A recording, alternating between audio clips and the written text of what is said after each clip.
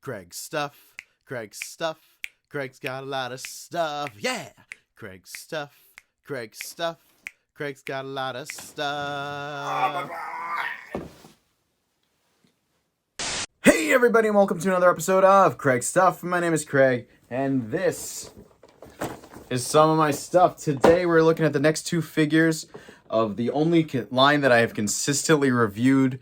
Every single figure, we have the next two figures of the Lord of the Rings Diamond Select line. We have an Urukhai. What is this? What do they call them? Uruk-hai orc, I guess, or an Uruk-hai, and Gandalf. This line has been very, very hit or miss with me. The last wave had a couple really, really good figures, while the first wave was kind of weak and the middle wave was kind of But anyway, these two looking pretty awesome. I'm really, really excited, especially for the Uruk-hai. Definitely glad to have Gandalf, but I'm already thinking he's going to suffer from the same issues that we had with the Nazgul, with the robes and whatnot, but we will see. So let's take a look at the packaging. Pretty much the same packaging that we've been getting so far. Just the Lord of the Rings on that side. Window. That. And then on the back, we have the two figures in this wave, the Uruk-hai orc and Gandalf, says Lord of the Rings. Shows some of the other figures that are in the series. These are this is actually all of them so far. Aside from the SDCC or whatever, the exclusive Gollum and Frodo 2-pack, which I didn't bother to get because I'm not a big fan of those clear figures. But they're coming out with Gollum separately in like the deluxe package with a bunch of extra heads. So I'd prefer that. So anyway, without further ado, I think it's time that we pop these suckers open. Alrighty, so here are our figures, but before we talk about them, we got to talk about all the accessories that are included. First off, Gandalf includes, of course, his hat, which is, I'm surprised, actually. I figured this would be like a soft plastic, but this is, it could be a little bit softer than normal, but pretty much hard. It's not, like, flexible. And that looks nice. Hopefully that sits pretty well on his head. He comes with two alternate hands. You got the two grabbing hands. Those would be perfect for his staff and his sword. You get his satchel here.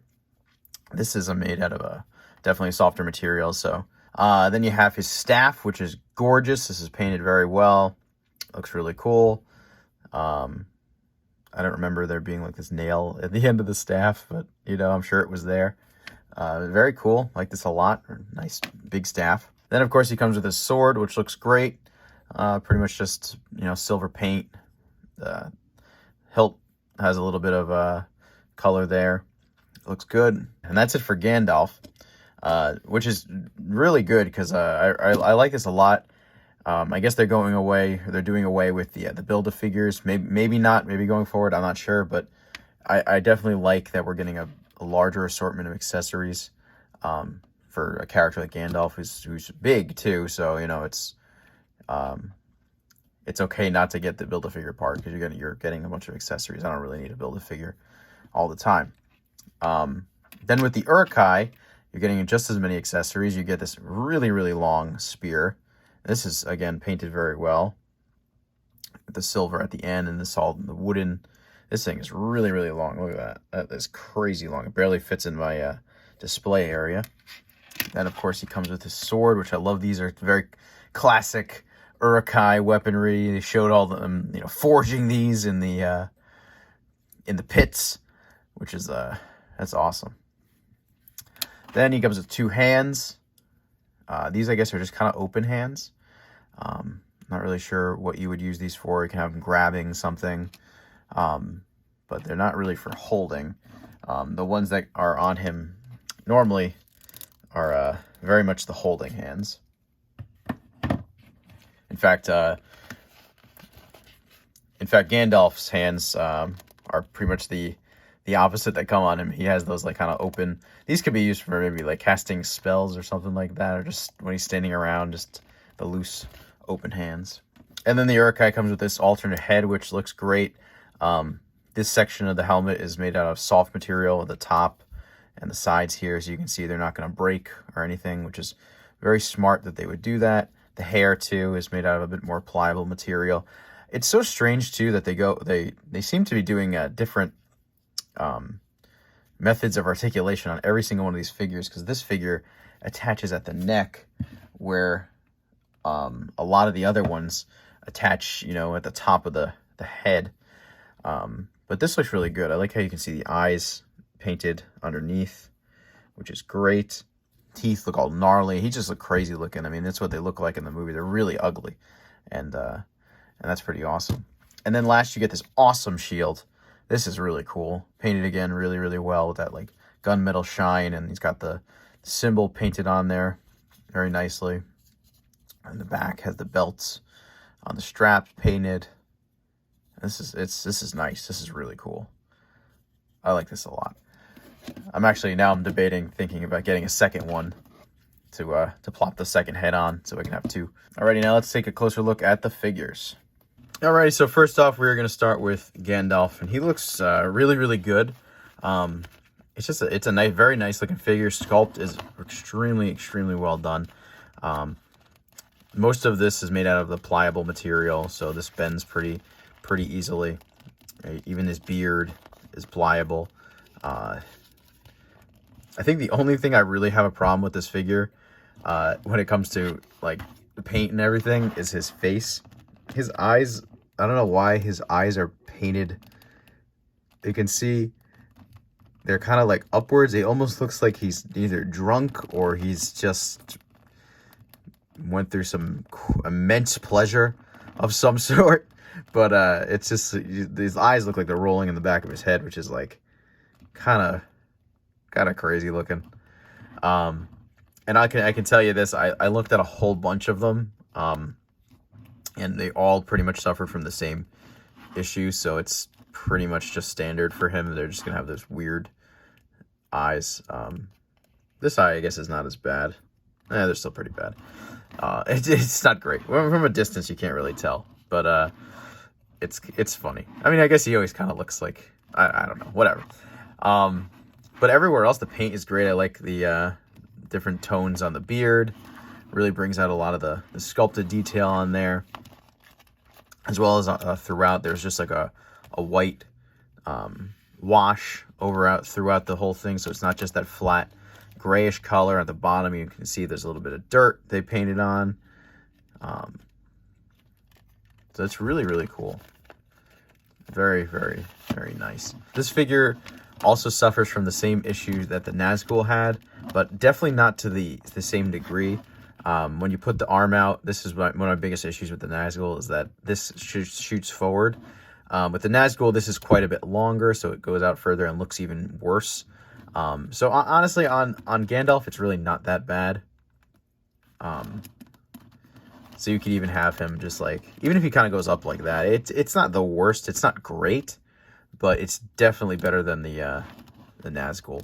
Now, when you compare this, you look at this figure compared to the Urukhai, again, they use such completely different articulation methods, and it's just very strange that they do that.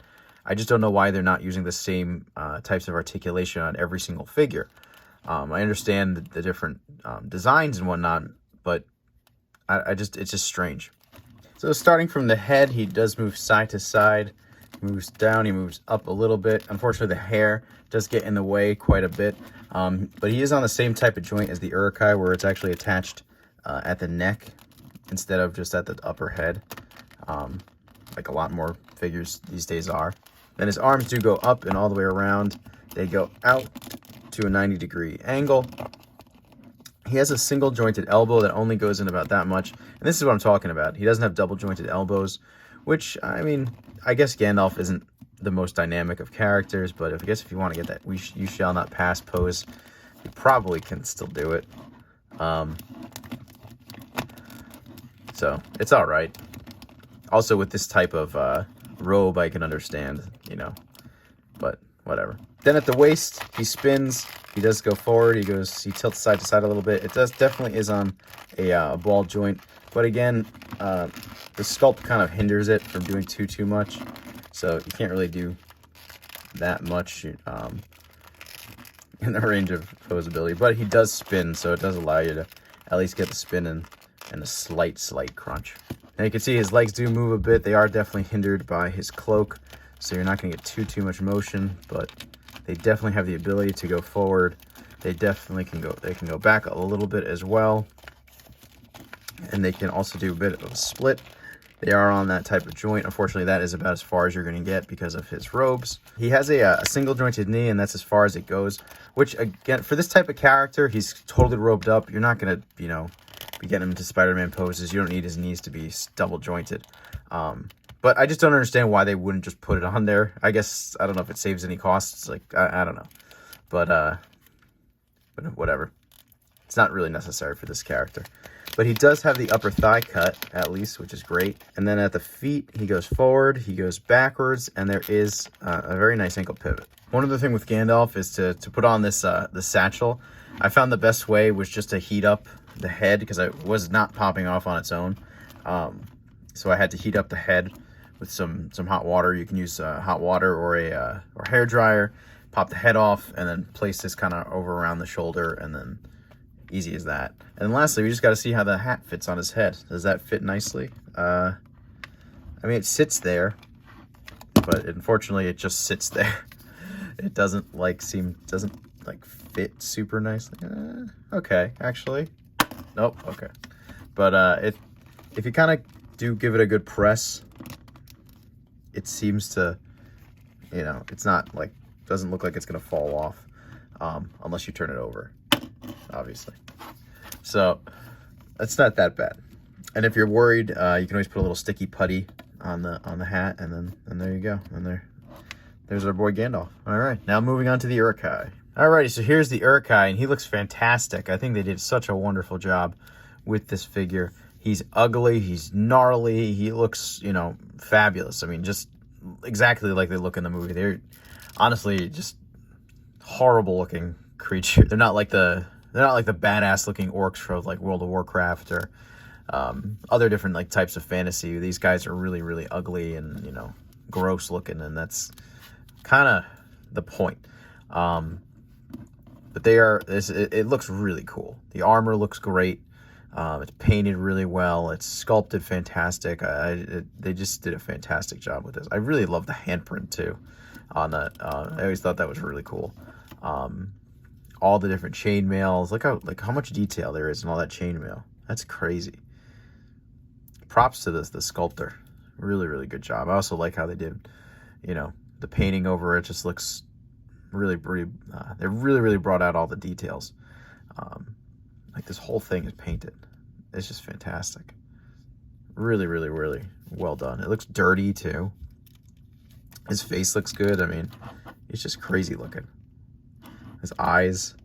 I mean, they're kind of, one's kind of going like they're not perfect. The pupils, but they're fine. He's supposed to be crazy looking, and I think they did a pretty good job with that.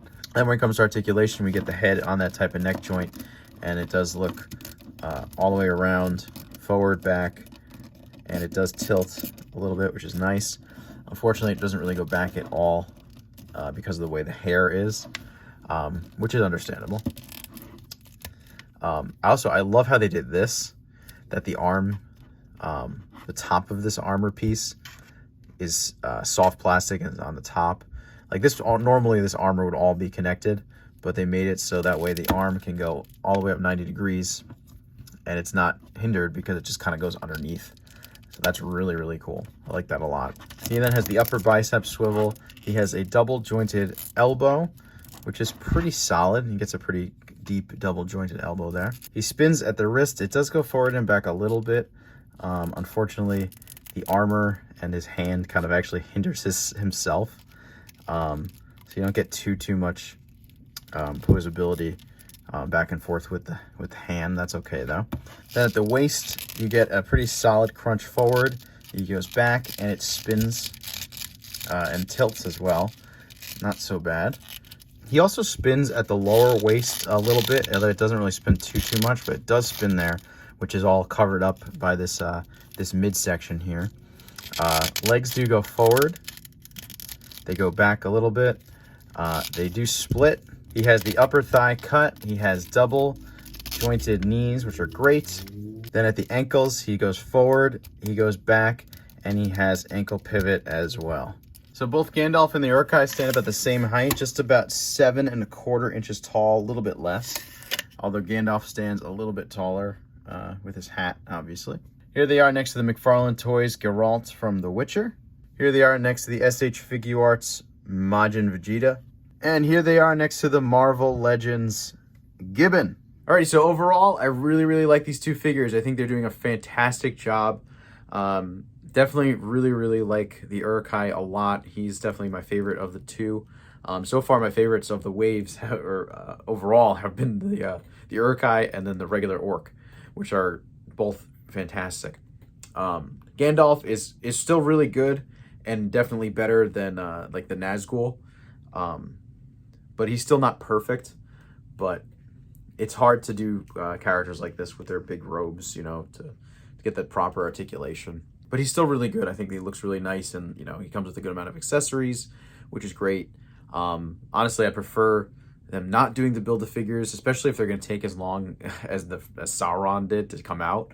There's no need for them to do Build-A-Figures. I'd rather just get a few extra pieces of accessories, hands, weapons, whatever it may be, to make up for the extra plastic that we're not, you know, since we're not getting a Build-A-Figure part. But anyway, if you like this review, make sure you leave a like, comment, and subscribe. Please check out my Instagram. It is at Craig Stuff. Check back every Friday at noon for brand new videos. I will see you guys next time. Later.